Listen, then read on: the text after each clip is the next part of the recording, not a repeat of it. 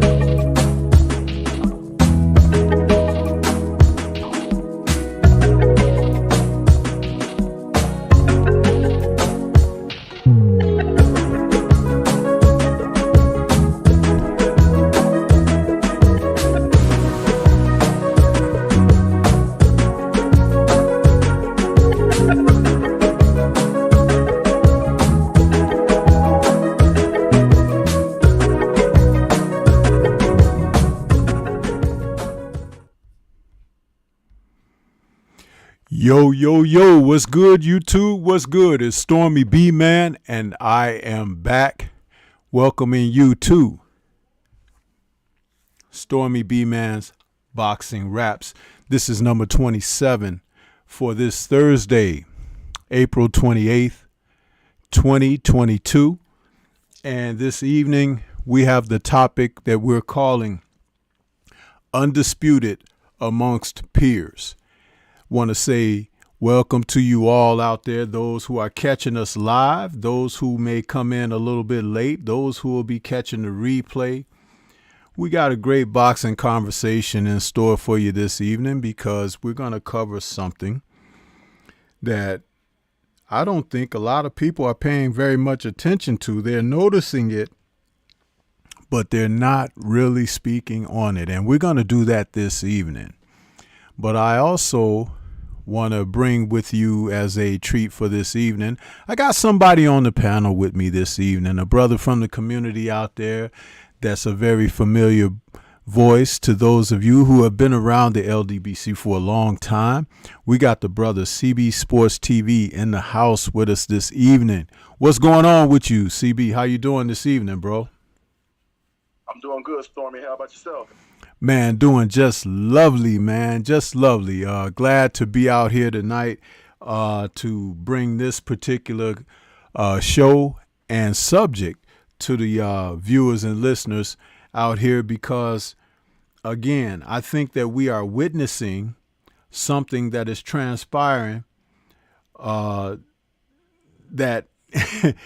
I think the more that you pay attention to it, the more that you realize how special an era we're in 2022. Even though we've made our stakes and claims and complained about a number of things, we are on the cusp of receiving in this year at least the high probability, definitely 5, but possibly 6 undisputed fights this year, CB. And you and I were talking about this behind the scenes a little earlier, and I'm excited for that because with everything that is wrong and has gone wrong in the sport of boxing, I think this is a veritable first time that we have seen collectively across the board in the sport, and this is a combination of both the women division of the sport and the men.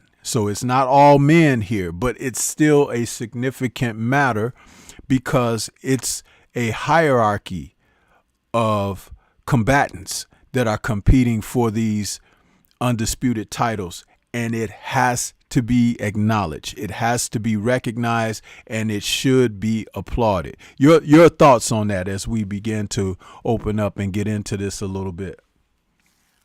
It is absolutely refreshing as an avid diehard boxing fan. I mean, it's like the Super Bowl of boxing. You see Undisputed, and you see it at the highest level from the men and the women, which makes it even better.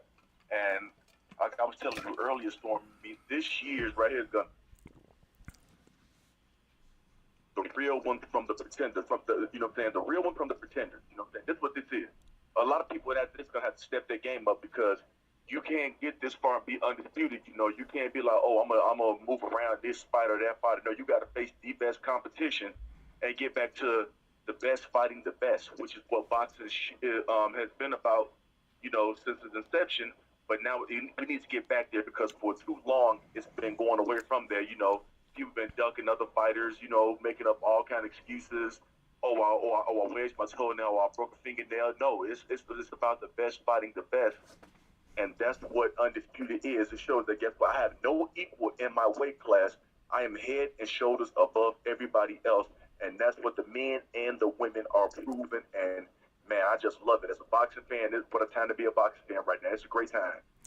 Yeah, and when you see these things transpiring, like I said, sometimes it's a distraction seeing, you know, the negative stuff, and even like what's happened currently.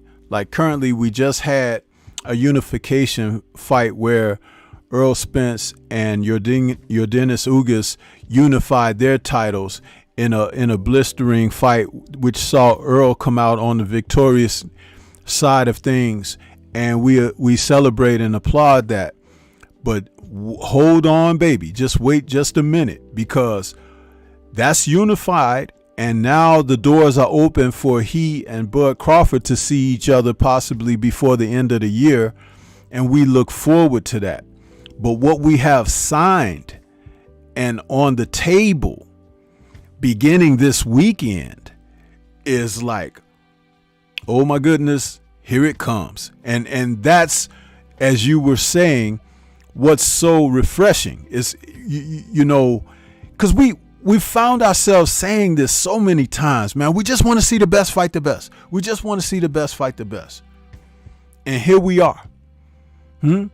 That's why they say be careful what you ask for, right? Because sometimes it'll be placed right in your lap in abundance. Your cup runneth over. And you be like, oh, I slow it down a little bit. The rim is filled to the rim. It's overflowing now. But let it overflow, man, because in boxing, we need it. Yes, sir. And we, like I say, we welcome and we applaud that. But, you know, kicking it off this weekend, we have a tremendous card that is going to take place in Madison Square Garden. Headlining the card for the first time in boxing history, Katie Taylor and Amanda Serrano are headlining, making history in Madison Square Garden as they come together for their World Female Championship, Lightweight Championship bout, and it's for Undisputed. But on the undercard, we do have another female undisputed match where we're going to see Franchon Cruz Discern taking on Emily Sederus. And we've seen Sederus in the past, but Franchon is getting a chance to go for undisputed in the middleweight division, the women's world middleweight division. We have to applaud this. We have to say, you know, hats off, and we wish may the best person win, but we do throw that little bit of extra support behind Franchon because the sister has been rolling in the sport. She's had her druthers, you know, she's had some things that she's had to overcome, and she's been in there with the best of them just as she battled our sister Clarissa Shields. You know what I'm saying? So she's coming with experience. And if she is able to pull this off, man, we really got to salute this lady. Your thoughts on this? First off, on the Cruz Dezern and the Dedo fight, I mean, Undisputed, I mean, you can't ask for nothing better. And hats off to Franchon Cruz for not getting deterred when they tried to railroad her with that person, Alejandra Jimenez, you know, and knowing that she was juiced to the gills. You know, she never, you know, wavered. You know what I'm saying? She kept her head up and she kept going. And it's a fight that I expect, you know, Cruz Dezern to come out on top with, you know. I really do, but, you know, it's just a great night for sport of boxing. But I'll be honest with you, man. All my supporters behind Franchon, I'm going to be honest with you. I definitely want to see her become undisputed, you know, it'd be a beautiful thing. Like I said, she had a little setback with Clarissa Shields, but I mean, Clarissa Shields, you know what I'm saying, is the best female boxer on the planet, hands down. Not even a comparison. So there's no shame in, you know, losing to her, but you still came in there and gave her, you know, a damn good fight. So this is going to be a great fight. This is amazing, you know, and I can't wait for it. I'm excited for it. I'm pumped. I can't wait, you know, and it's a beautiful thing. So it's you know, of course, you know what I'm saying, followed by the main event, you know, with Katie Taylor and Amanda the Real Deal Serrano, which is going to be a barn burn, I think, you know. And I think Serrano comes out on top of there. I just think that she got too many tools and power too, you know, for that division, you know. So I feel like, you know what I'm saying, it's Amanda's fight to win. Once she goes in there, sticks to her game plan and boxing, she'll catch her and she'll get her up out of there eventually. That's my game plan with it. You know, her beautiful footwork and just beautiful boxing. Because Katie Taylor really lost to, I forgot the girl's name, she really lost to the first time when she fought at Madison Square Garden. And it was on the Anthony Joshua, Andy Ruiz undercard. And they robbed that girl. I forgot her name. But, you know, Pursoon? Really, is it Pursoon? Pursoon. Definitely yes. Pursoon, yeah. Yes. Yeah. You know exactly what I'm talking about. Yeah. And they robbed her, so they robbed that girl, Pursoon. So, but I think they're gonna. I think Serrano's not gonna lead in the judge. I think she's gonna close the show. She's gonna be smart, effective, aggressive, use her footwork, and she's gonna box and she's gonna hit her with some clean. I think it's gonna be. Honestly, I think it's gonna be a right hook, not a straight left. I think it's gonna catch her with a right hook. That's gonna wobble, and then she's just gonna, you know, finish her off. That's what I'm thinking. You know, that's, you know. But I think this is Amanda's time, and they're gonna make history. You know, she's gonna make history, and you know, come and collect everything. Yeah, it's phenomenal, man. I can't wait. I'm pumped. Yeah, already. Definitely, man. Definitely, you know. And let me just take a moment. We've got some people who rolled into the building with us, so I want to remind everybody, please smash that like button for us, people. It says that we've got about 26 watching right now, but only 17 thumbs up. Come on now, don't do that to us. Go ahead and give us the thumbs up on this. We're bringing you a subject nobody else is talking about right now, and it's like, hey, you know, you could be doing some other things, but you're here tuning in to us, and we're trying to do our best for you here.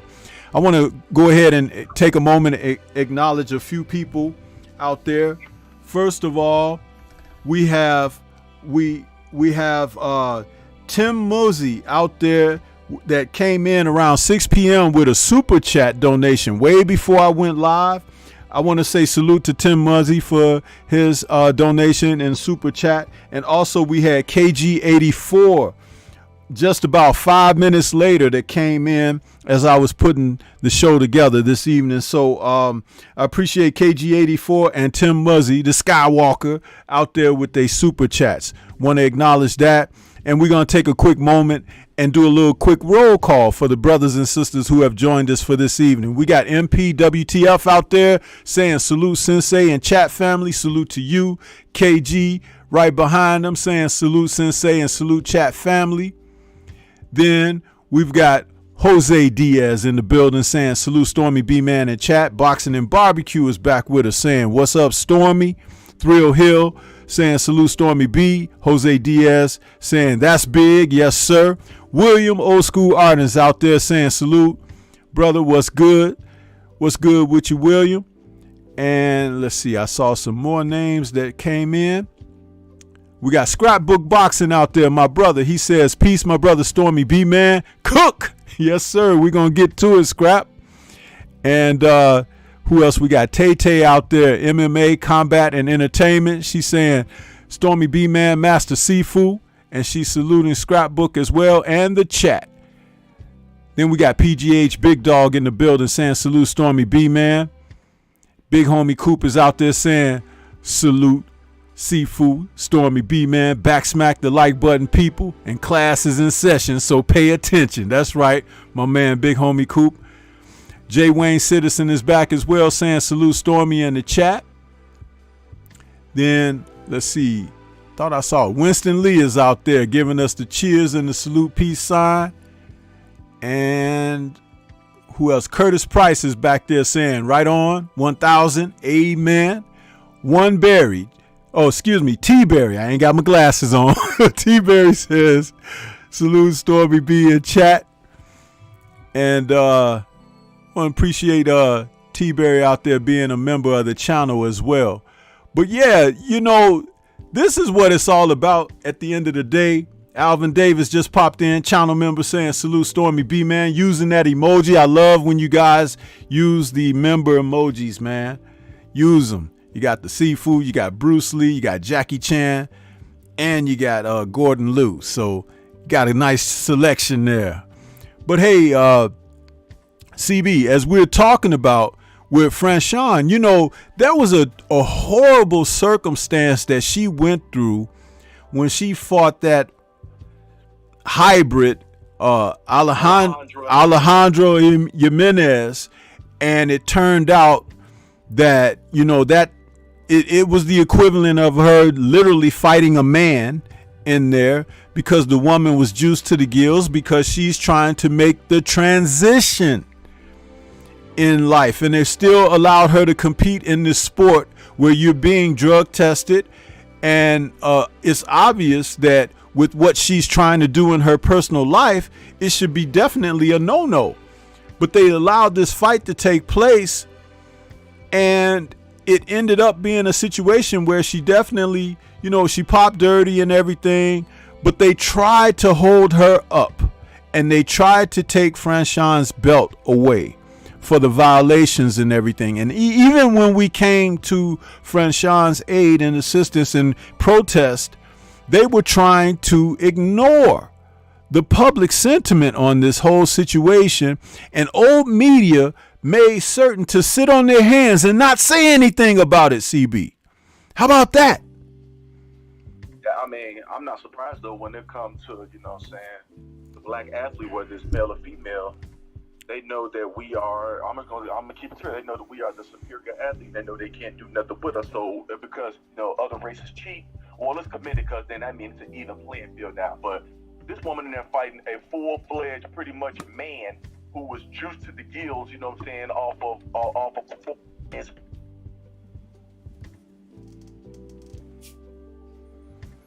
Your mic is cutting out, bro. Ridiculous, you know? Yeah, it was definitely, and it's a total violation of not only the sport, but it's a violation of ethics. Okay? They have no ethics, Stormy. They have no ethics at all. They've shown us time and time again. They have no only ethic they have is to the green. It's the almighty dollar. It's the green. That's the only ethics they have. If it's anything about that, they don't care what happens to you. Hell, they knew what happened with our brother Deontay Wilder. You think they gave a damn or they cared? No, they didn't. Why? Because guess what? Money talk and everything else walk. That's why. Absolutely, man. Absolutely. WBC, they are at the head. You know what I'm saying? Yeah. Like WBC can say we back corruption or we back cartel. You know, whatever you want to say. You know what I'm saying? We back Canelo. Whatever you want to say. You're right, man. I cannot disagree on that. It's like you're 100% correct on that. Salute to Mr. Punch Out Boxing and MMA. I see you out there. Thank you for stopping in. Who else we got here? I thought I saw somebody else. I thought I saw one more person. It's going to come up, I think. But yeah, these are the kind of things. And see, when you talk about someone, and Franchon was finally able to get her belt handed back to her, and that fight ruled overturned to a no contest, because the judges had saw Jimenez winning, which I didn't see that, but it's like, she should have been banned from the sport. That's what should have happened. But it took about 5 months for Franchon to get her belt back, somewhere along the lines like that. But, in our eyes, she was still a champ, even when she didn't have the belt, because, she went in there and fought fair and square, heads up. When a sister go ahead and take her hairpiece off, it's time to get down. And I remember that night, man. But thank goodness, she's been able to bounce back. And listen, going into this Saturday's bout, it's a fast turnaround for her because she just last fought in January. So it's good to see her being very active and utilizing that time, to close that window, from January to April is not a long wait. I'm glad to see that. A little bit more than about 120 days, somewhere between 90 and 120 days, give or take. Yeah, and good though, because she's staying active and then she won't put back. Absolutely. Nothing like that. So pretty much she stayed in shape. So and I expect her to be very sharp, very crisp. This coming Saturday, I definitely expect that. I expect her to, put on a great performance and come out, undisputed and a victory. Yes. That's what I'm expecting from her. Yes, and her rating right now, she's right up there, and I think, let me see, for all the belts, I know she's got the WBC.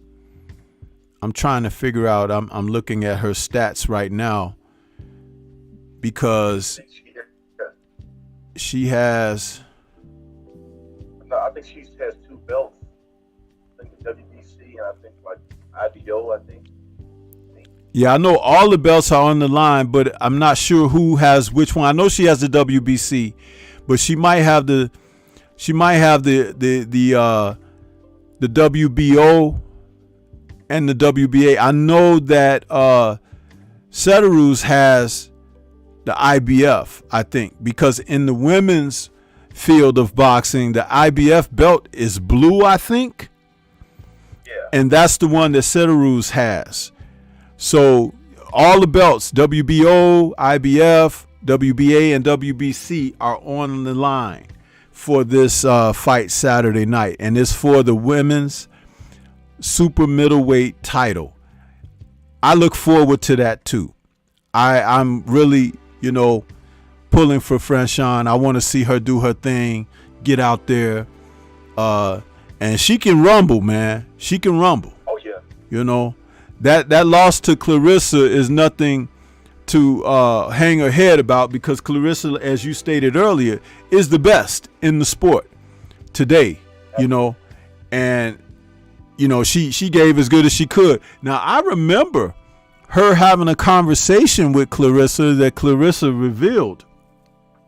And they were talking about this Jimenez, and she was telling Clarissa, it was like fighting a man, straight up. And Clarissa was like, yeah, but we've boxed, men in the gym. We sparred men in the gym. She said, no. She said, Clarissa, this woman was stronger than some of the men that we've sparred. And she said, you don't want to underestimate this woman with the strength that she had. She was really putting it, in Clarissa's ear that, hey, this was, she was super juiced. And that's what she was trying to say. And I appreciate them being very revealing, and not only their friendship to be able to share that type of information with one another, but to also make it a little bit public, because they didn't have to do that. But exactly. I like the fact that they did that, because it gives us a little bit of a window inside of what people really go through and what they deal with in the sport of boxing. Sometimes if there's no transparency, you can only make opinionated or angled viewpoints of things. But when someone is actually revealing what they're going through or what they've gone through and sharing that information, you have to take it at value, that from the source. You know what I'm saying? So that was something that I appreciated. Did you get to hear that about that conversation that they had, CB? No, I didn't get to hear that, but I'm glad you made me aware of it because I never knew that. But I'm glad that Franchon was, you know what I'm saying, more than willing to let us know, like, look, this is something different, okay? This is not, you know, what you think it is. Like, no, like this is something way different. Like, you know what I'm saying, this is like fighting. Pretty much, she was saying, she probably saying like this is like fighting a heavyweight man. You know what I'm saying, like a heavyweight, you know, like a heavyweight champion. It's like getting up with like a Deontay Wilder or Anthony Joshua. You know, she has strength like that, which is just absolutely, you know what I'm saying, mouth dropping. Like, how on God's green earth, you know what I'm saying, and shame. That's why I said once again, shame on WBC because they didn't care what happened to her. They didn't. You know, and that's just absolutely disgusting. Yeah. They want to back her because, oh, well, you know, she's one of our own. I don't care. She's a cheater. But like I said before, WBC can care less. The only thing that matters to them is green, the almighty dollar, and protecting their own. Right. So yeah, that's what that was coming up out of there, and she, like I said, she's been very active. You know, being this is her second fight in the year. Now, Setaru's was her last fight was a year ago in January, so she's been off for some time. This is a bad fight to bounce back like that. I don't know if she's coming off of an injury or something like that, but Franchon is not somebody you want to get off the sofa facing, you know, in a championship caliber fight. So she's got her work cut out for her, and you ain't feeling no sorrow for her. Ain't playing no violins. That's you got to get your butt in there and fight. Like I said, go Franchon. You know what I'm saying? I'm gonna be honest with you. I'm rooting blatantly for Franchon. I'm rooting for the system. So I'm gonna tell you the truth. That's what I'm doing. Absolutely, man. I'm not apologizing for it. Yeah, I'm rooting for her because she's a black woman. I sure am. Yeah, that's on the real. I want to say salute to Mr. Punch Out Boxing and MMA out there in that super chat. We appreciate you, man. He says that's for support. I appreciate your donation, man. Thank you so much for it, okay? And yeah, man, listen, those pauses that I have is my elation, because I feel like, you know, like you feel like not like it's necessarily a secret, but I have something to talk about and share that like everybody else ain't talking about it right now. You know what I mean? Now it's gonna be people that look at this and then they'll say, "Oh, I'm gonna do my little talk about it," or what, and that's fine, okay. But that's the one thing about this show, the Boxing Raps. It's a literal concept that I came up with for myself to have guests like you on here, and we just talk about the sport. But it's refreshing to have a subject to talk about that like nobody's doing. They're doing other stuff right now. And if you look at my backdrop, I have on the board behind me all of the belts. You know what I mean? Yeah. So it's like it hasn't ever been most appropriate than tonight. You know, that all those belts hanging in the backdrop and us being able to discuss this. Now, what I would like to do is for us to move just ahead and talk about the main event, because the main event is the historical bout that everybody, if they're not tuned in, they're going to be kicking themselves for having not tuned in. This whole thing, man, with Katie Taylor and Amanda Serrano, man, I had remarked in, you know, talking the fight up, this is the Earl Spence, Bud Crawford of women's boxing taking place.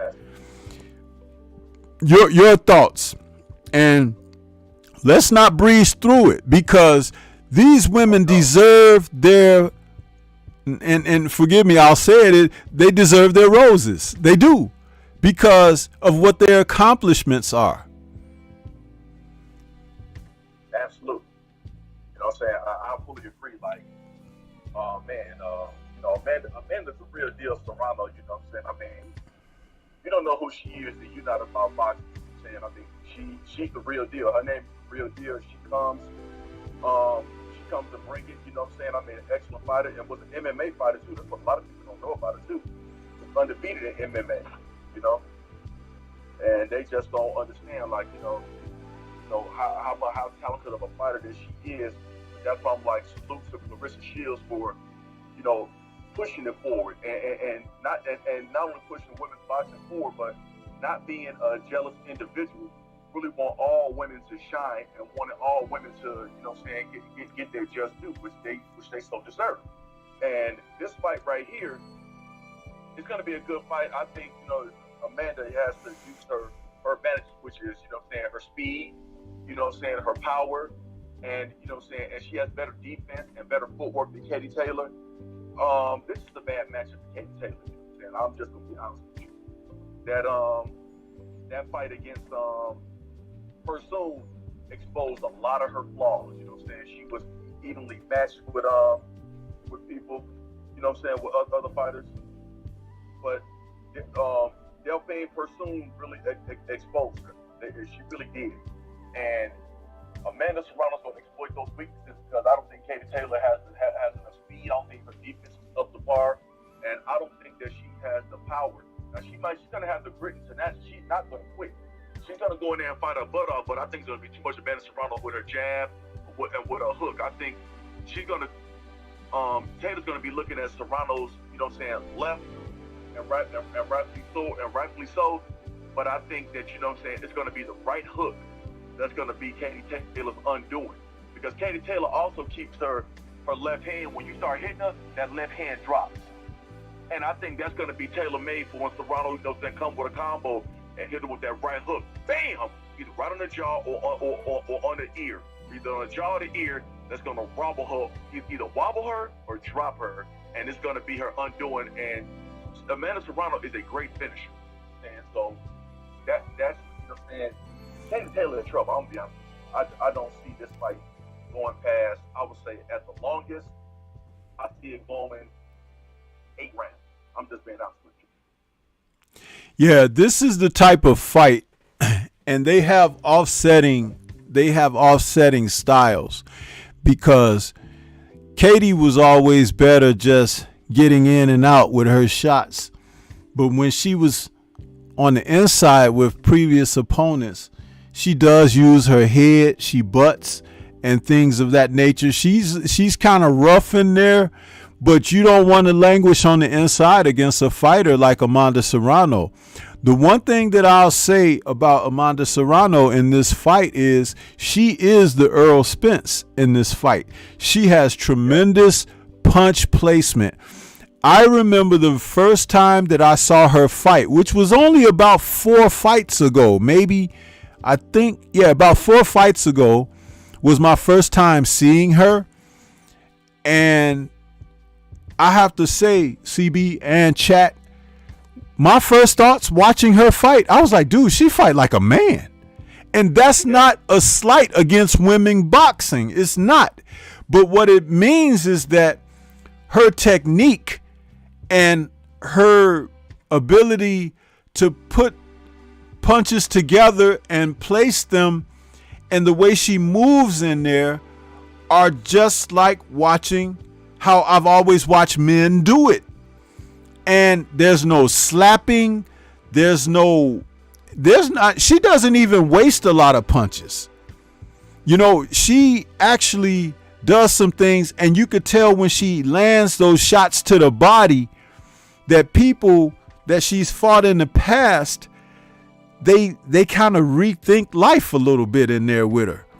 That's why her knockouts are so devastating, because she catches people looking for one thing and she comes with something else. You know what I mean? I love her mean streak too. She's mean as Yeah, she doesn't. She shows her opponents absolutely zero mercy, and that is just beautiful. Yeah, and it's just amazing watching her perform like she does. And there is a way that Katie can win the fight, but I don't know if she's going to be able to last to do so. We do know that she gets gassed in the later portion of fights. So if she burns herself out early trying to do some things instead of trying to be relaxed and box and pick shots and this and that, it's going to be a difficult journey for her, because Amanda's going to go to the body.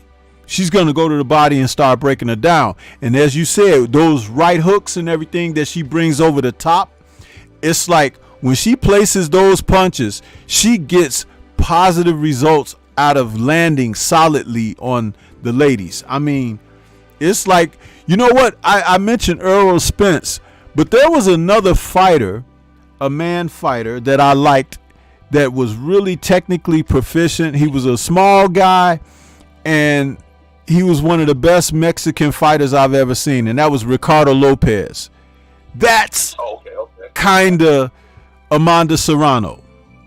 That fighter right there, the way he put things together against his opponents and everything, that's kind of like what Amanda gets done in there. So it's going to be exciting. I want to see it. And, dude, this is it, man, for women's boxing. And this doesn't have anything to do with putting down what Clarissa does or anything. This is just the best fight between these two fighters at their weight class coming together for Undisputed. That's going to be, you know, it's a huge shot in the arm for women's boxing.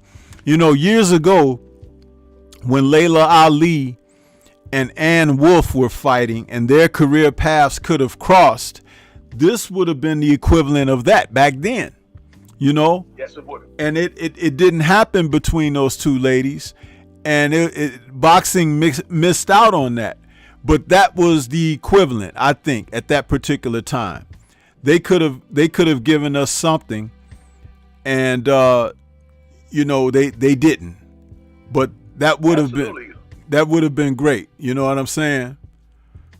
Yeah, just think about that fight now. I mean, the raw, unmitigated, savage, vicious power of Ann Wolfe, who could literally take your head off your body, and then Layla Ali, the skilled boxer with power who can break you down. Like, it's just like it would have been a dream matchup, and they could have pushed women's boxing forward. But it's just like when that fight did happen, it's like women's boxing just went to the doldrums.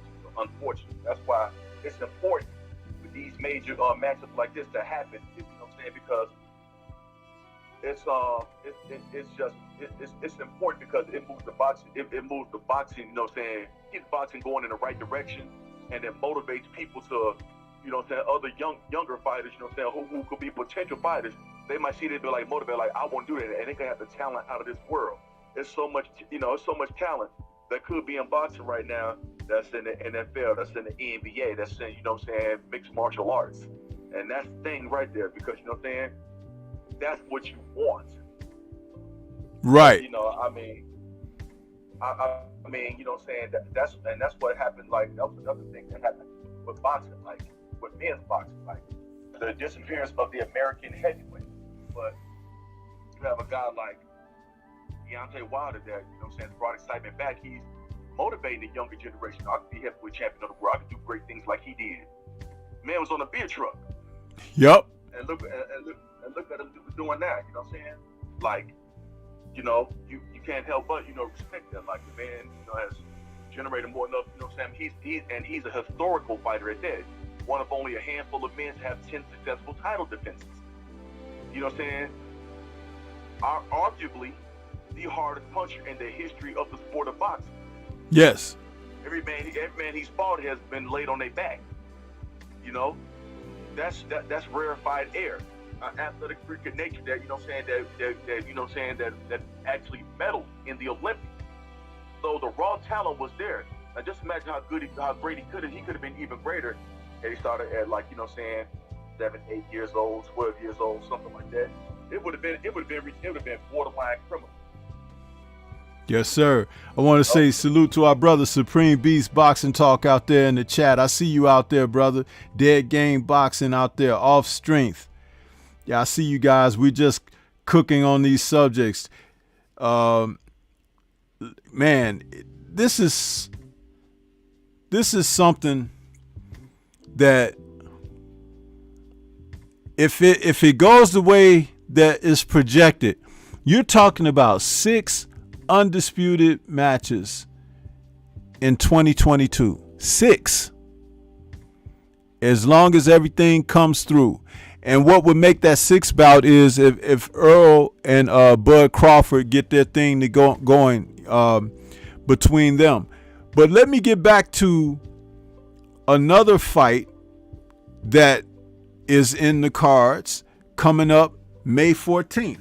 And that's Charlo versus Castaño 2. This fight right here, man, the first fight was pretty much an action-packed fight that saw a little ebb and flow back and forth between the guys. The fact that it ended up being a draw, some people were unhappy. They wanted it to be a decision one way or the other. But hey, I'm not mad that we're getting 2 out of 1. So it's like now somebody's got to come in, make some adjustments, and put some separation between the other. That's what I always talk about on my channel, about fighters fighting more than one time. You might get somebody the first go round, but the second time, you have to show some separation. You have to show that you can make adjustments, not just from between rounds, but from fight to fight, because you have to have something different to do or give a different look. Your thoughts about the first fight between these two guys and the fact that they're getting ready to do it again for Undisputed. The first fight was a great fight, but Jermell Charlo made that fight a lot harder than what it should have been. You have pretty much a 4.5 to 5 inch, height advantage, and about a 7 to 8 inch reach advantage. Why you're not using that? You could have popped him with that jab, boxed from the outside, broke him down, and got him up out of there. But when every time he got on the ropes, Castaño was on him like white on rice, as he should have been, bringing pressure and bringing heat to Jermell Charlo. And kudos to Castaño for never giving up, staying relentless. That type of relentlessness, I'm not gonna lie, I was expecting that from Jermell Charlo. And it was Castaño that brought it, and I respect that. And Jermell Charlo, whenever he kept him in the middle of the ring and kept that jab, pumping that jab, you know what I'm saying? And then when he put combination, he was hurt Castaño. Yeah. So I'm like, why did you not stick to it? It was a great fight with the action for it. Jermell Charlo made it an entertaining fight, but he made it way harder than what it should have been. He should have easily, even if you don't stop Castaño, which you could have, or if you don't, you could have easily cruised to a decision victory easily. Which what he could get in the first fight. But guess what? We have the second fight. This fight, Jermell Charlo needs to, throw jabs, because Castaño's only 5'7". Well, guess what? He's gonna get lower. He likes to get lower. Man, aim for his chest. You know what I'm saying? Keep hitting the top. That chin with the jab. Keep that jab in his face. I guarantee you. And dig to the body. He didn't go to the body enough in that first fight either. That was another thing I didn't see from Jermell Charlo.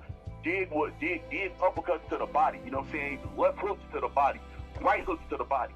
But mainly pump that jab, and he needs to throw in combinations. Throw 5, 6, 7, 8 punch combos. Castaño is not going to want to come in then.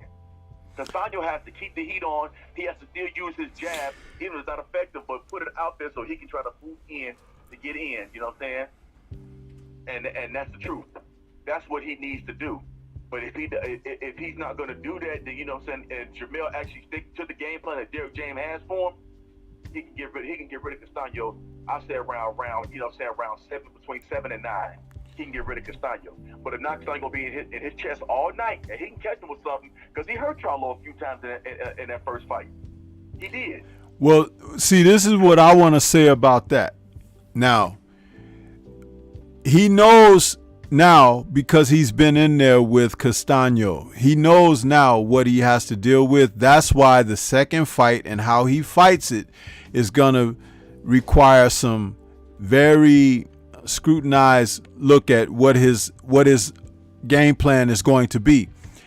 I was tipped off about Castano in the first fight when his buddy Earl Spence was asked, ringside, the reporter asked, what do you think about this fight, going in?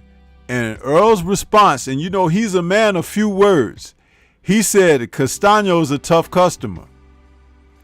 Oh, yeah. When he said that, no, listen, when he said that, it told me all I needed to expect out of Castano, because Earl fought Castano in the amateurs, So he's familiar with the guy. And let me say this about fighters like Castano. For one, the Argentine fighters are a different breed, bro. In their own way, they're a lot like the Spaniards and also the Cubans. They have something that they bring as a nation of fighters collectively that you have to be pretty darn good to turn back their challenges. And it has a lot to do with their mental strength and their inner strength as fighters. Now, what I noticed in the first fight that Mel had problem with was he wasn't able to put separation between he and Castano. Every time he looked, Castano was right on top of him again. And that can be mentally debilitating. Okay? Because remember, Mel likes to be the hunter in there. Now, if you got two hunters, somebody is going to have to move. And in the first fight, he made Mel move off of that mark. Now, if you see Mel come out in the second fight trying to be on the outside and jab and do those kind of things, that's not necessarily going to be good for the whole fight. At some point, you're going to have to get this man's respect again. And see, there lies the danger, because this guy's not going to be afraid of you because you punch hard, or that you called him all kinds of names, or that you mean mug him. This guy going to look at that, smile, and still be thinking at some point, I'm going to catch you with something. I'm going to hit you upside your head. I'm going to hit you in the body somewhere, and I'm going to hurt you. See, that's the thing. And see, people, when you're looking at boxing, you have to understand it's a mental sport. It's not necessarily always just physical. It's a mental thing. And Mel knows how he feels about this guy inside. Even if he could say whatever he wants in the public, to the media and to the press and all of that. He could say whatever he wants. But his actions in that ring is going to really speak what it is. Because at some point in that fight, he's going to have to sit down on his punches. You said you would have liked to see him go to the body more. Well, when he goes inside to go to the body, that means he's close enough for Castano to get his work off too. And that ain't necessarily where he want to be, because I'll tell you something. In that fight, the first go round, that punch that Castano hit him with that made him go back into the ropes, if that was in the center of the ring, he hits the canvas. Yeah, that's true. And remember, he's an emotional guy.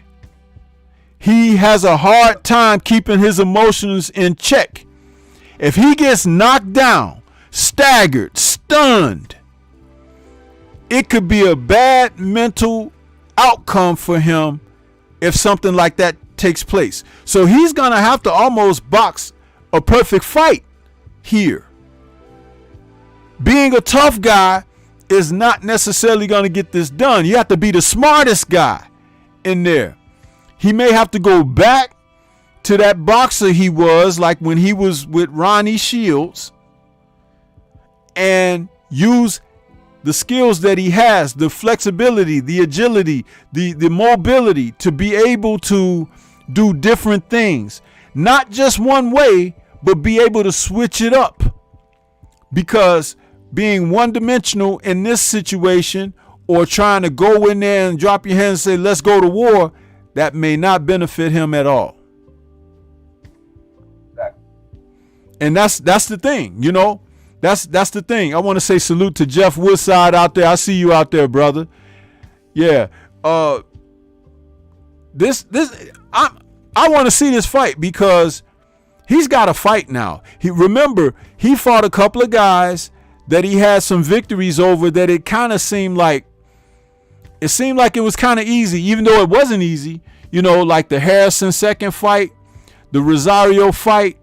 You know, it was like, man, he handled those situations. But he's got a guy in there, if he ain't got a gun, he got to put in a lot of that work to get rid of this dude. And I ain't talking about knock him out, but I'm talking about get beyond so he can have a clear-cut victory.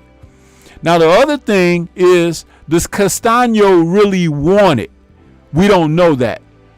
We just know he fared pretty good the first time around, but we don't know if he's actually coming. Because remember, in the press releases and everything, all he's been talking about is knocking Mel out, knocking him out. Well, that's easier said than done. But is he really going to come that way? Or is he trying to trick Mel psychologically into thinking, I'm coming to knock you out, so Mel going to stand there and fight him, and then he got the ones up on him again mentally. You see what I'm saying? It's like, so you know. Go ahead. What I want to see, not to cut you off, but another thing I want to see too is, okay, now Mel has a game plan. So if he switch up his game plan, what is your plan B as well? I want to see what is your plan B as well.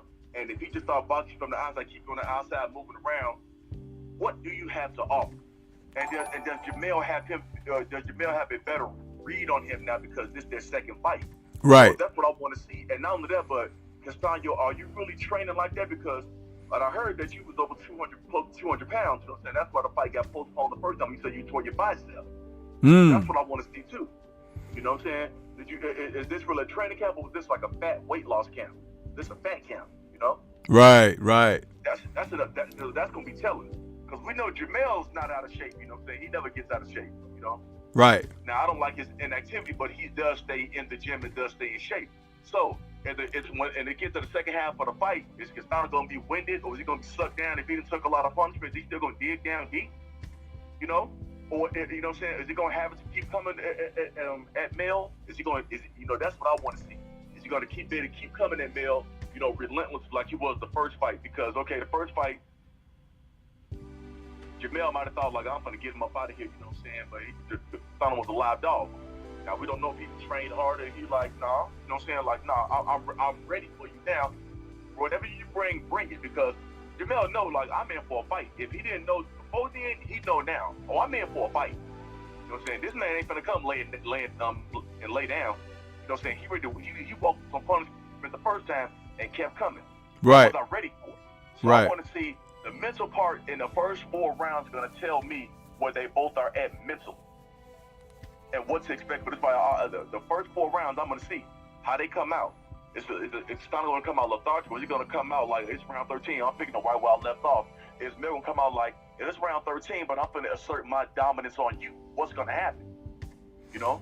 So that's what I want to see. You know what I'm saying? I mean, face-offs and all that, we know how Jamel Charlo is. You know what I'm saying? The man got, you know what I'm saying? He got some issues up top. We know that. So a face-off is not going to make me, you know, it's not going to, you know what I'm saying, not going to win a fight or nothing like that. I'm trying to see, like, you know, how Castaño look in his body. Is he tip-top condition or what? You know what I'm saying? That's what I'm trying to see. Right. I want to say salute to KG84 out there in that super chat. He says, for the collection plate, keep cooking. Thank you, brother. Appreciate you on that. Geo James, I see you out there as well. Salute to you. IGM Tim is in the building saying salute Stormy B-Man and family. Glad to be here. Glad to have you. And Jason is out there as well saying Mel struggles with pure boxers. The one thing that Mel also struggles with is listening to Derek James. He make his fight. If he wouldn't listen to Derek James the first fight against Tony Harrison, there would be no need for a second. Right. If you listen to him with Brian Castaño, there would be no need for a second fight. Right. You know what I'm saying? So he don't struggle with pure boxing because he's naturally a pure boxer himself. He Yes. just went to, because Derrick James, you know what I'm saying, has unlocked the power in him. He's got, you know what I'm saying, he's like, oh, wow, I decided to KO somebody. He's gotten, you know, punch power drunk. You know what I'm saying? That's the way I look at it. But he doesn't struggle with, you know, pure boxers. I mean, you know what I'm saying, he's fought, you know what I'm saying, other boxers. He's just overly aggressive. He gets too excited. That's what his problem is. If he keeps his wits about him, keep him calm in the ring, like in the second fight against Tony Harrison, and Tony Harrison is a pure boxer, you know what I'm saying, and the taller, longer fighter. He was doing good, you know what I'm saying, before he finally, you know, broke him down and got him up out of it in the 11th round. But, you know, he had to be patient, because Tony Harrison was winning rounds. That was a very close fight in the second fight. That's actually a fight I enjoy watching. I've watched a couple times, Harrison Charlo too, which is a very good fight. Yeah, and I think... I'm sorry. I just want to say, I think that in that fight too, Harrison playing around from time to time is what lost him that fight.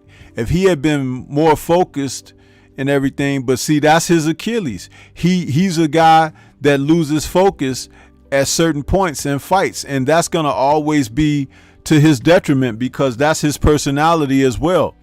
And see, Mel was dialed in. And when that moment came, he capitalized on it. And it was Harrison's fault. It was Harrison's fault. But you're right. That was a very close fight.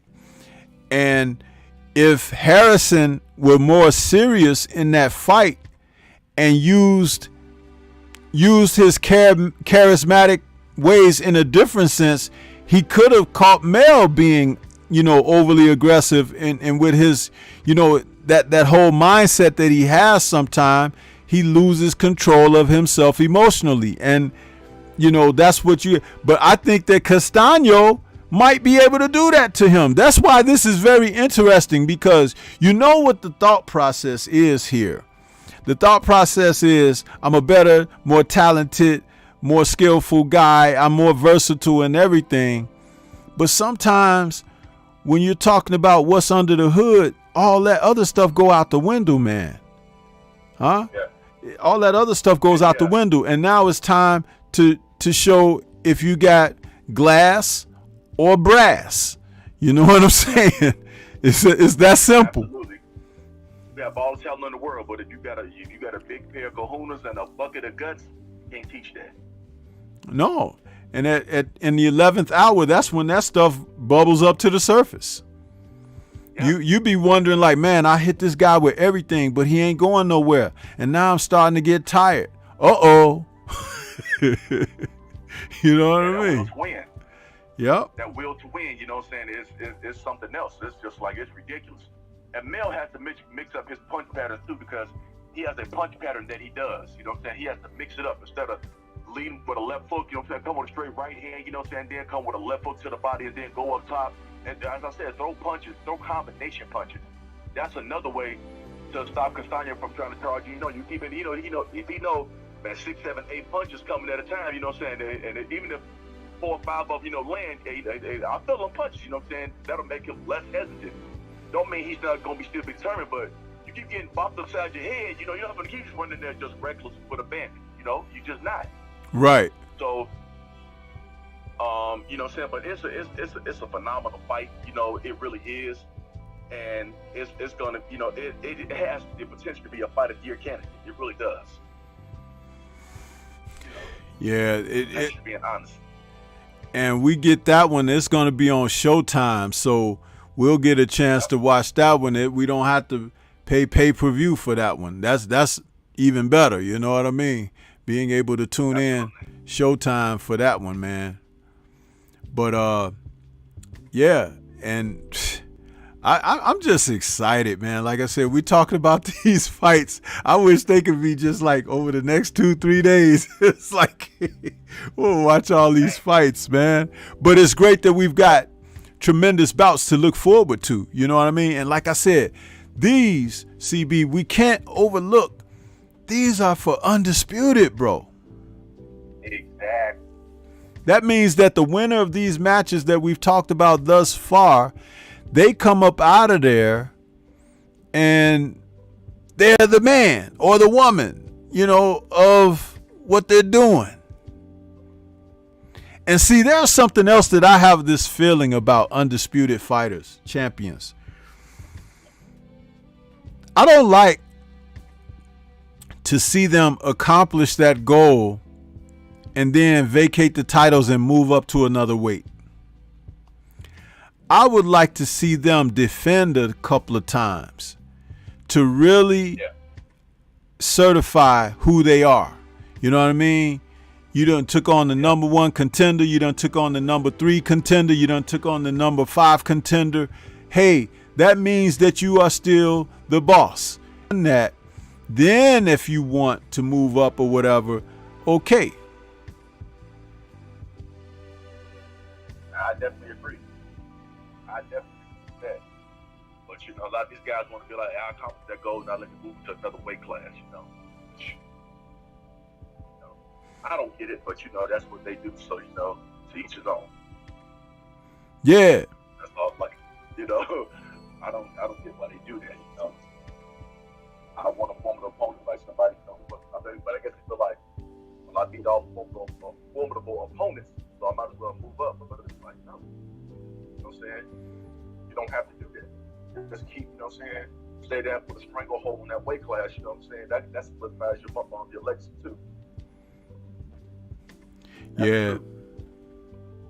Yeah, that's I get excited for that, man. But, you know, check it out. We're not done. Listen, we got another one coming up. How about this one, man? George Kambosos and Devin Haney, man. Coming up in June from Melbourne. Devin's finally going to get his chance. And it's for all the marbles. Your thoughts on this one? Oh man, you know what I'm saying? I see a masterclass performance put on by Devin Haney, a dominant performance. George Kambosos, you know what I'm saying? I mean, he's a one-hit wonder. That's how I look at it, man. He's a one-hit wonder. You know what I'm saying? He's okay. He's a decent fighter. Nothing to brag home about. Devin Haney, this is really, to me, I'm looking at this like this is undisputed. This for everything. You're going to see the best Devin Haney. He's about to totally outclass Kambosos. And I wouldn't be surprised, you know what I'm saying, if, you know what I'm saying, he pitch a shutout. Or make Kambosos quit on the stool. I can see that because he's going to bring, Devin Haney's going to bring a work rate, you know what I'm saying, and he's going to bring, you know what I'm saying, he's going to bring out, he's going to bring the tools out, you know. And when it comes down to it, George Kambosos is no match for Devin Haney. If they fought 100 times, I don't care what they fought at. Devin Haney's going to beat him 100 times. He has, you know what I'm saying, he has no type of, Devin Haney has better defense, he's a better boxer, he has better speed, better power, better intangibles, better footwork. This is Devin Haney's fight to, you know what I'm saying, to win in a landslide. That's what I see. I see a good old-fashioned dominant butt whooping coming for George Kambosos. That's what I see. Devin Haney's about to dominate him and put on a masterclass boxing. That's what he's about to do. And he's going to be you know what I'm saying, a more aggressive this fight. That's what I see from Dev. But this is his fight right here. I want him to have one of the best boxing performances of his career. I would really like for his defense to be on point. I would like for his combinations to flourish and come through. I would like for him to give Kambosos angles like he hasn't seen, you know, and things of that nature. All of these things Devin is definitely capable of doing. But the reason that I want to see this from Devin is I want him to put on the type of showcase that makes it like, you know, it's a guy in there with a person that he don't belong in the ring with, meaning that Kambosos don't belong in the ring with him. And in front of his hometown and everything, and if Devin is able to outbox him, like I think he can, like he doesn't win a round, right? He doesn't win a round. It's better than knocking him out, because when you win every round, it's like and of course that's not gonna happen because they're fighting over there, and they're gonna be judges who gonna keep Kambosos in the fight, even if he goes to the canvas 3 or 4 times. The fight will still be close on some judge's scorecard. We know that, but I'm just talking about just like the separation that we saw when Floyd fought Canelo that time that they fought. You know, he put such separation between his talent and Canelo's. It was like no contest. Even though one judge had it, it was like a couple of points or something, a draw or something. Yeah, that was crazy, man. That was crazy. And Canelo got shut out 12-0. Didn't win a round, but somehow some judge found a way to have it a draw, which is incredible. I was just like, wow. You know what I'm saying? This right here is like, this is something else. But that's just, I want Devin Haney to, dominate him, and if anything, stop him in the 12th. But put a great beating on him, and then knock him out in the 4th round. Absolutely destroy this man. Where it's like he dejected, he don't even want that rematch. He's like, no, I'm good. He can move on to fight somebody else at 135. I don't want that rematch. He can dominate him that thoroughly. Whereas, guess what? He don't want the rematch, and ESPN don't want to put the rematch on. Like, nope, it's already. Not gonna have a replay of this. That's what I want. You know what would be the perfect way for this fight to end? Say like the first round is usually a filling out round, right? That guys come out, they fill out. And then let's just say Devin start taking over in the second round, right? Doing what he does best or whatever. And then Kambosos, maybe round 3, maybe 4, will come back and rally and have a really good round, right? And then the very next round, Devin knocks him out. That would be perfect. That would be perfect. We saw his lack of defense against Teofimo. And Teofimo swing wild, but still lands stuff. And it's like Devin Haney is an accurate and precise puncher. Man, he about to set this man up. You know what I'm saying? George Kambosos, no, he is. That's why he wanted to get that high pay. And Devin fine, you can have it. I'm just going, I'm gonna get my hands on it. And side note, real quick, a 3-fight wish list for me for Devin Haney. He can absolutely dominate Kambosos when he don't want the rematch. Then you become undisputed. Then you fight Tank Davis. That'll be a Super Bowl fight. Then if you get past Tank Davis, then fight Lomachenko. If you beat all 3 of them, then move up to 140. Because Ryan Garcia ain't gonna fight him. We know this. Yeah, that's true. Parts of him. That's true. But that's why I would not waste my time mentioning no Ryan Garcia, because we know. You say Devin Haney name, it's like saying, Candyman. Well, Ryan got two horror stories, Candyman and what's the Freddy Krueger, because Isaac Cruz got Ryan shook. Yeah, got that man terrified, Oh man. Wow. But listen, we and hey, maybe Tank may man up and say, hey, I want to get in there with one of these guys, finally. But that's down the line. But right now, we got to have this over in Melbourne, man. We want to see, Devin get those belts. And I think he could represent very well.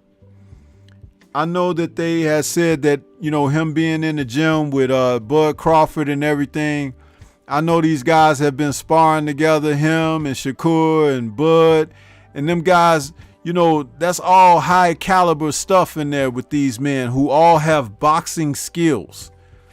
That's great, man. Iron sharpens iron. Iron sharpens iron. Absolutely. And when I looked at him standing next to Bud, I'm like, Devin's going to be a 147-pounder easily, man. Easily. And he can definitely fight at 154. He got the frame all day long. Yeah. All day long. That's why I'm like, because he looked at Bud's side. You know what I'm saying? Absolutely. He's looking bigger. This damn. I was shocked. I was like, oh, okay. Yeah, buddy. It was surprising. But I mean, I can't wait for it. It's gonna be it's gonna be amazing. That's for sure. It's going to be amazing. And it's about time that we got back to real boxing, and I have to talk about current fights that should be fantasy fights. It's just a breath of fresh air. It really is. And it's much needed. And that's what I'm like. He just like Devin Haney is grabbing the bull by the horns. Like, I'm taking what's mine. Undisputed is mine. I'm gonna be the first 4-belt champion in lightweight history. You know what I'm saying? He's about that's what you call cementing your legacy. Like, I'm not worried about him. He can, hey, you want the lion's share of the money, you can have that, because guess what? Devin Haney's already, he's been a multi-millionaire. This is gonna be George Campbell's both first taste of being there. Yeah. And so he's like, I don't care. You can have that, okay? I'm gonna secure my legacy, because Devin Haney, he's only 23 years old. He's turning 24 later on this year. He's like, man, I'm still young. That money's going to come. And, you know what I'm saying? Brinks trucks of money gonna come. He knows that. And so what he's doing, a lot of fighters wouldn't have dared even thought of doing. I don't know another fighter that would have, except besides, Deontay Wilder was gonna do that. Let AJ take the lion's share of the money. Fine, you take that. I come over there to your backyard, because I know I'm gonna knock you out. Devin Haney, like, you can take the lion's share of the money. I'm gonna come to your backyard and whoop your butt. That's what I'm about to do. Yeah, because money comes and goes, but legacy is forever, man. Exactly. Legacy is forever. You could write your name in those history books, man, and nobody can do anything, unless you Lomachenko. They'll try to erase losses off of your record when they show you on TV or something like that. They'll forget to put the number of losses up there and put a 0 up there by your name automatically. No, they don't forget. They know. They figure like a lot of casual boxing fans. Watch, let's make them undefeated. But until real boxing fans, you know what I'm saying? We do that Matumbo. We do that Matumbo. Not today. Like, no way. Salute to King Corleone. I see you out there, brother. Yeah, man. And let's get to this one here, man. Of course, this is the one that we highlight for the year. If this takes place, everybody gonna be happy, man. If this one takes place, the Earl Spence and Bud Crawford fight, man. If that takes place later this year, all will be well in the boxing world for about a few months. I don't say too long, but definitely this fight right here is one to have, man. Yes, I mean, this is the fight that the boxing public have been waiting on, and they patiently got up there, you know what I'm saying, because we know the first fight was you know what I'm saying, everybody wants to see was Wilder versus AJ for two undefeated fighters for Undisputed, and it was Spence and Crawford.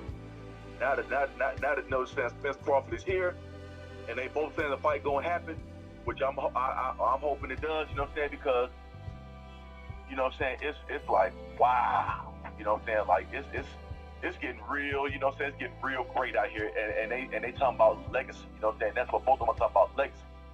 Errol Spence trying to be the first undisputed 4-belt champion at welterweight, and Bud Crawford's going for undisputed in two different weight classes. And they both have their strengths, they both have their weaknesses. You know, it's like, I mean, if you're a boxing fan and you're not ready for this fight, you know what I'm saying, you ain't been wanting this fight, you know what I'm saying, then you're not a real boxing fan. You don't know jack diddly about boxing. Because this fight right here is going to be strength on strength, grit versus grit, toughness versus toughness, you know what I'm saying? You know what I'm saying? Determination versus determination, you know what I'm saying? Like, it's just like, man, it's like, is the big, powerful, you know what I'm saying, you know, break you down, super technically sound Errol Spence, is he going to be able to combat the slick elusiveness and the southpaw and orthodoxness of Bud Crawford, you know what I'm saying? It's just like, man, it's like yin and yang. It's like Michael versus Magic in the '91 finals. You know what I'm saying? How that was anticipated. That's what this is to me, right here.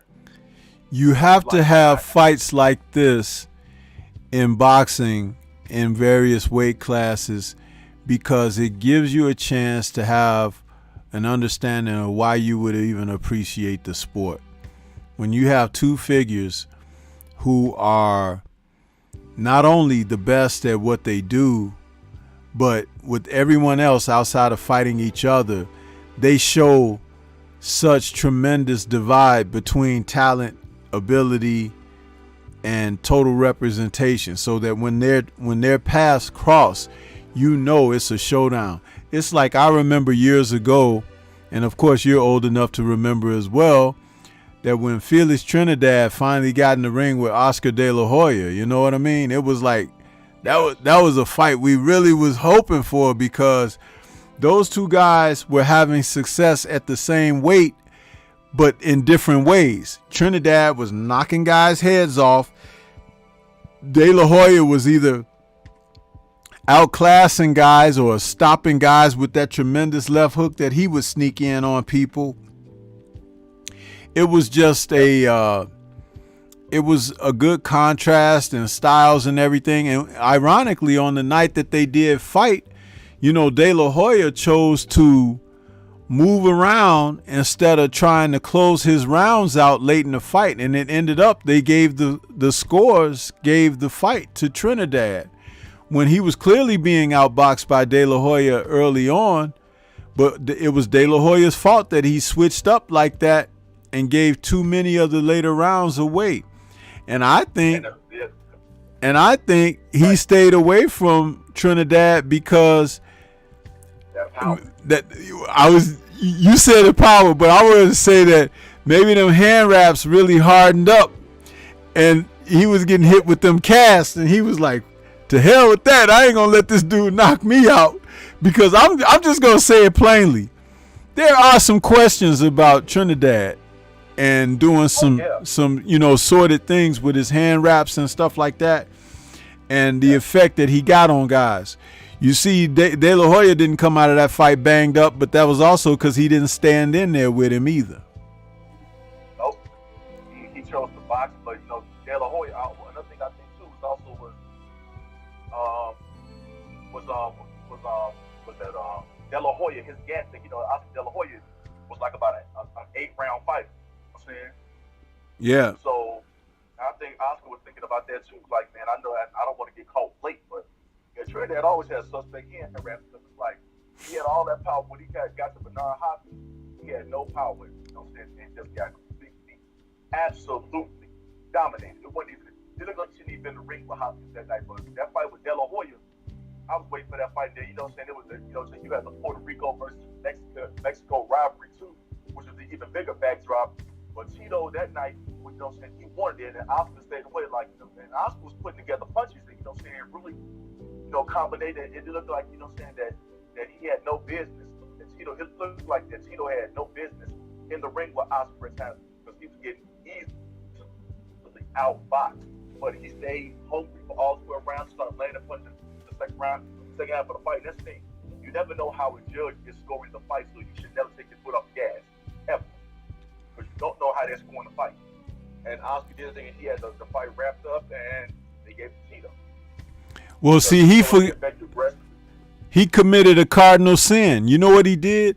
He abandoned the jab, just like he did against Floyd. He abandoned the jab. The jab was helping him to win the fight against Floyd, and he abandoned the jab late in the fight. It's like you can rest with your jab. You can actually rest with your jab. Larry Holmes was an expert at it. If you ask me, I said Larry Holmes is the best jab in the history of boxing. Better than Ali, but the best jab in heavyweight. But the whole thing of it is the best. Salute to Trick Noty. I see you out there, brother. And Sid UK, I see you as well. Brother Code 10.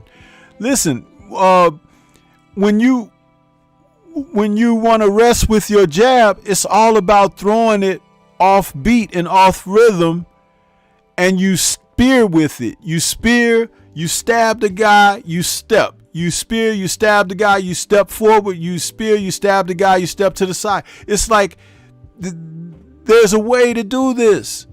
But see, this is when you know that guys, they don't buy into, they know what you've taught them and told them as a coach and trainer. But you know that they understand it when they implement it. And guys like Oscar, he lost fights due to not closing the show. Shane Mosley, Floyd Mayweather, Felix Trinidad, you know what I mean? Guys like Ike Corte, he could have lost to Ike Corte, but Ike Corte stopped jabbing to him late in the fight. Yeah.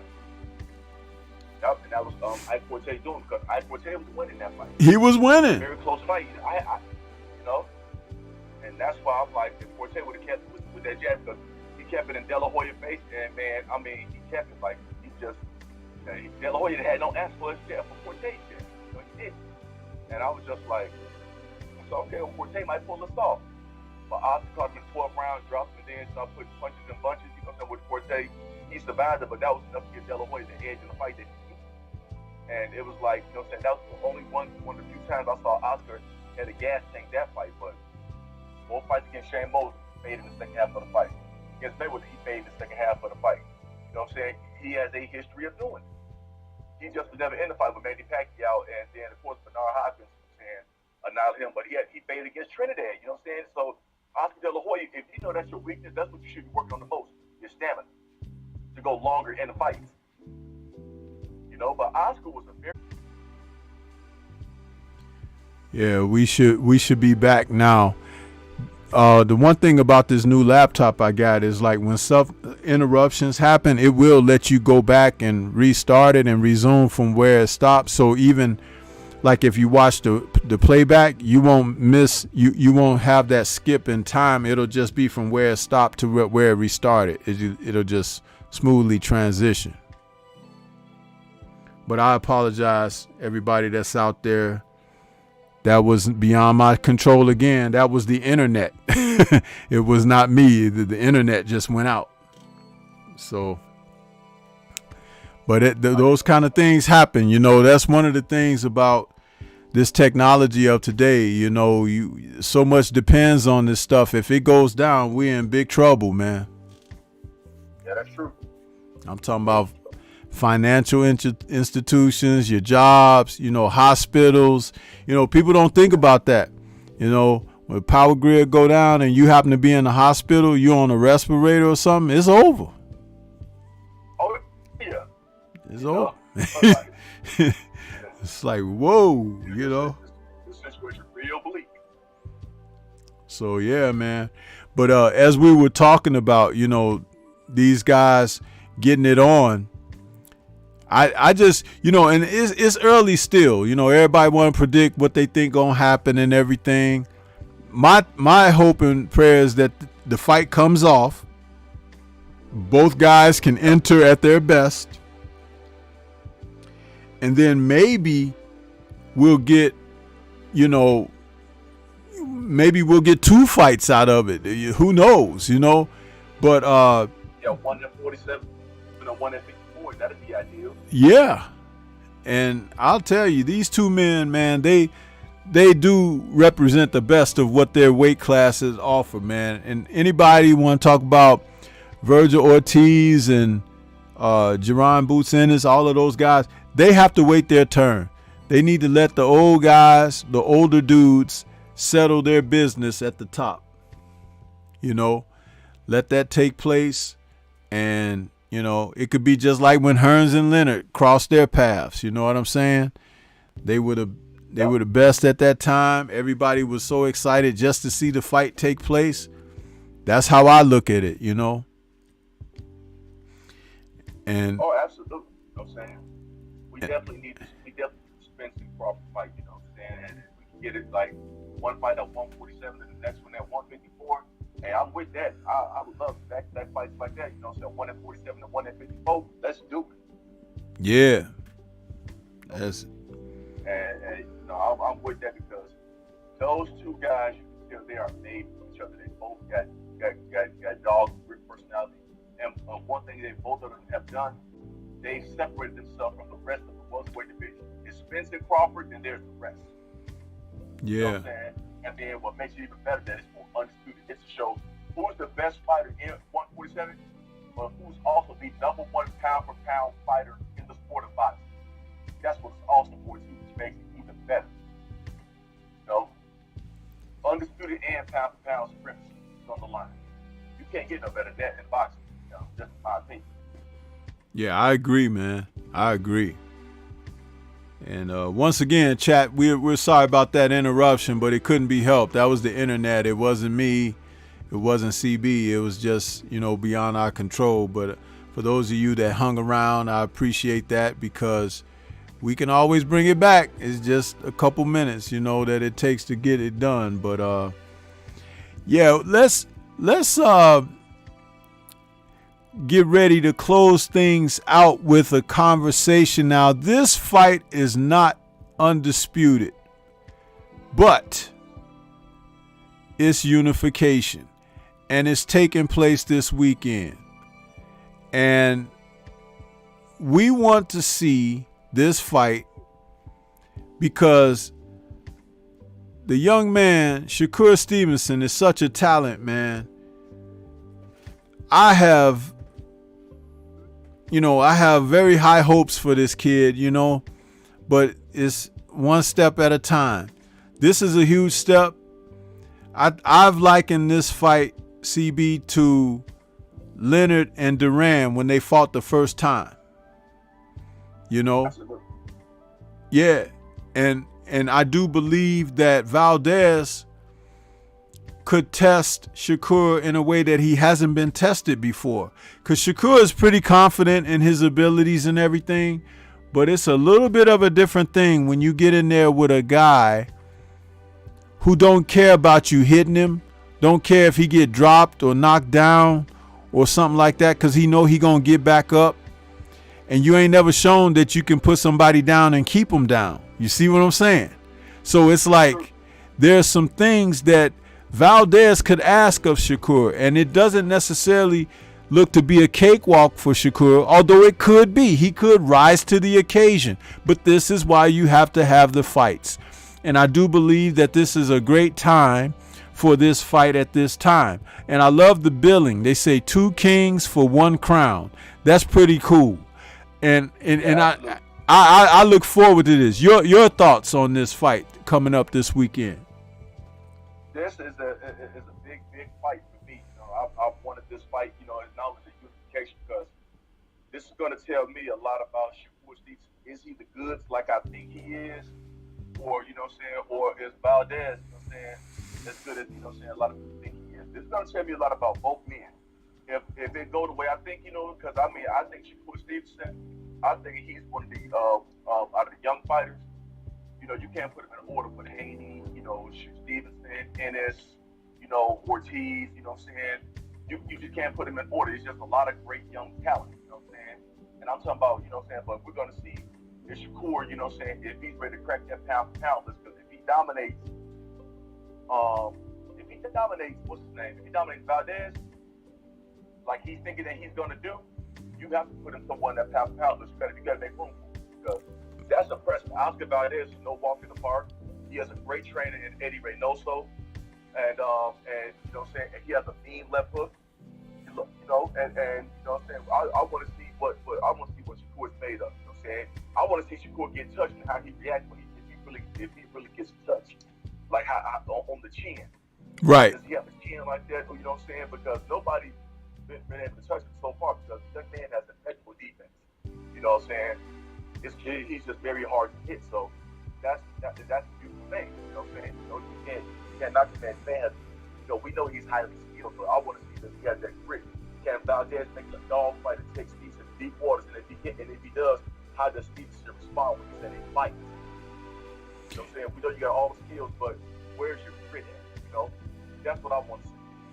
Yeah, because sometimes a fighter can get hit and it changes everything. It discombobulates him. He loses his focus.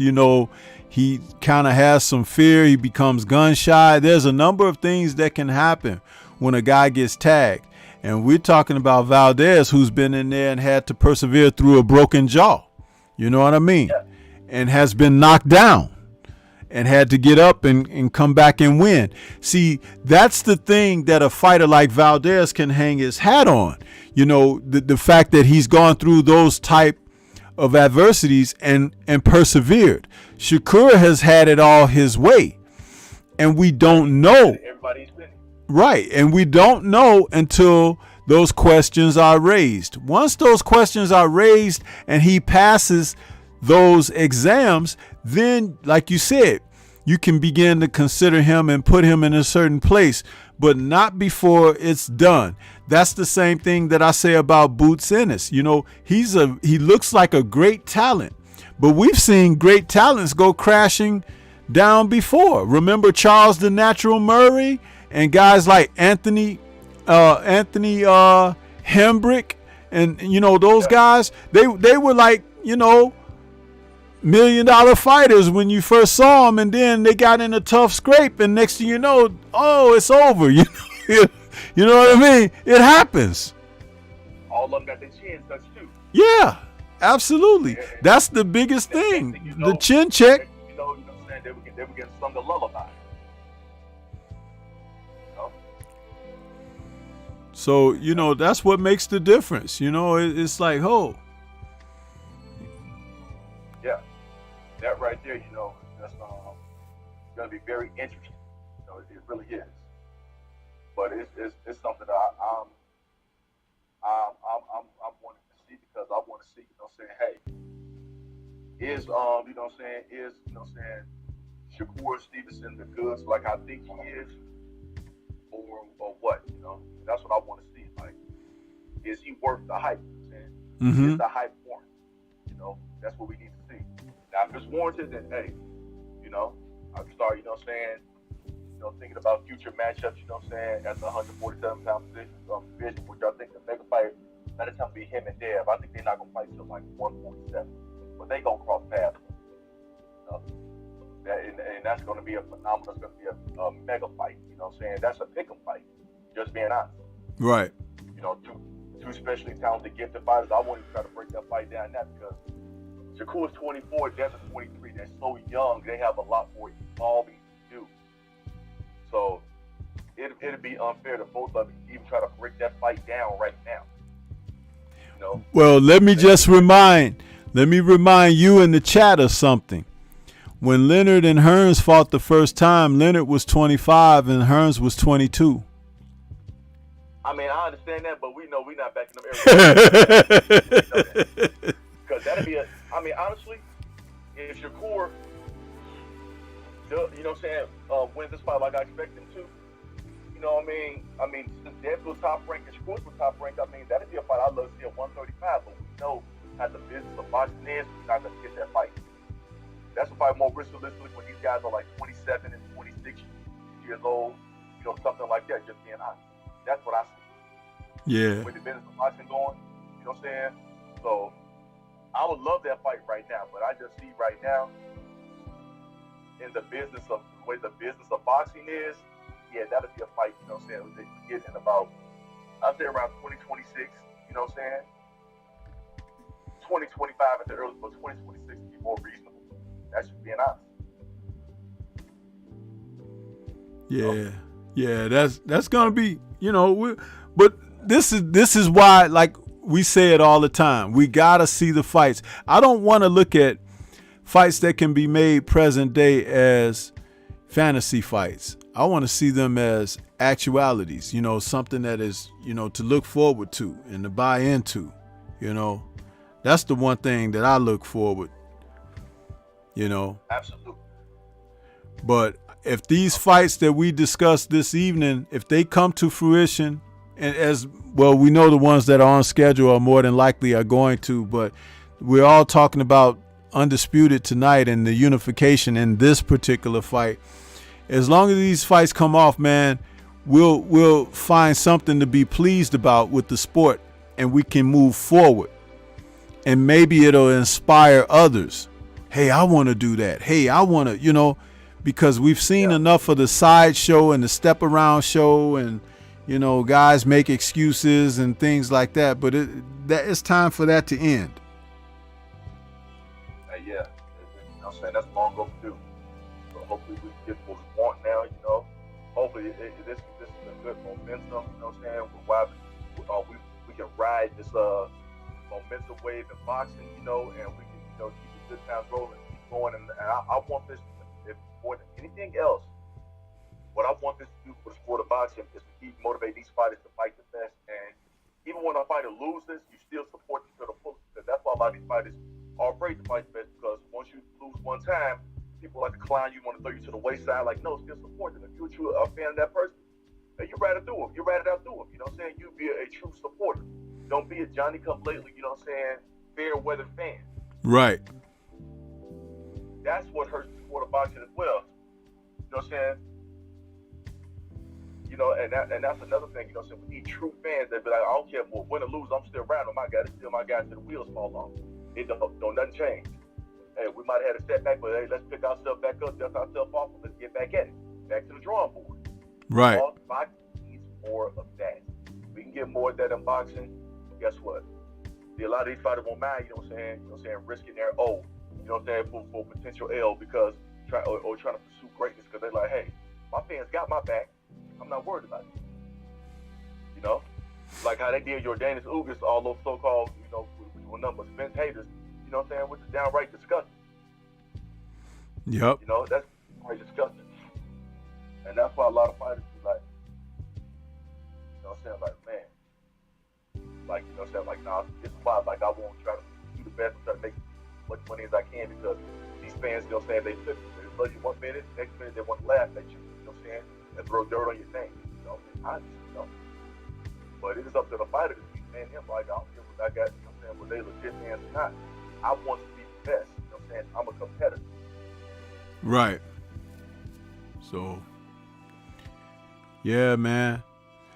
Well, I want to say salute to Big Dog Willie out there in that super chat. He says Shakur is better skilled than anyone now. He very well may be, but we need to see him in a test, and this is his first real one coming up.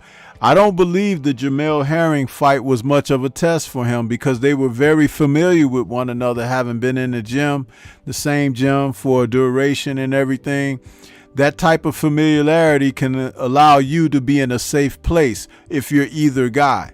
But this fight Saturday night is not going to be a safe haven for him. He's going to have to carve out his own niche in this particular fight, as will Valdez. Wouldn't you agree with that, CB? Absolutely. It's going to have to. And I can't say he's the most skilled, because I can't say just off the top that he's more skilled than Devin Haney. He's more skilled than Jerron Booth Ennis. I'm not going to say that. He's a very skilled fighter, but he's not head and shoulders above anybody. Yeah. He's a highly skilled fighter, but so is Devin, so is Boots, so is the young man Keyshawn Davis. That's a very highly skilled young man. Yeah. So, I'm not going to say Shakur is skilled, because, we're not going to act like Shakur's been fighting elite competition just, no. He was a product on his way up. He's a champion now. But, let's be fair and honest. He's a very talented fighter. Right. Yeah. And they're right. I'm just going to say yes, because they're right to the weight class. So is Gervonta Davis. Right. All right, man. So it's like, hey, we have to, I'm taking the, they have to show me what it is inside the ring. I know what I see, but I want to be, sure. All I can be sure is when I see them inside the ring against other elite competition. You know what I'm saying? And that's the only way I'm gonna find out. You know what I'm saying? Right. So, well. But thanks for having me on, Stormy, man. I definitely always a pleasure. Love talking boxing, and hey, if nothing else, these next 6 weeks, starting this weekend, was the Taylor Serrano, Cruz, Dezern, Cederos, fight card. Then you have, Canelo Bivol, which, whatever. Then you have Charlo Castaño. Then you have on May 23rd. 21st. Who was that fight? Tank fight on the 28th, right? Yeah. Toward the end of the month, yeah. Yeah, but I know somebody fights on the 21st. I forgot who. I cannot think of it right now. And I'm asking my mind, but then, you know what I'm saying, the nightcap, you know what I'm saying, on June 4th or 5th is, you know what I'm saying, Haney Camboson.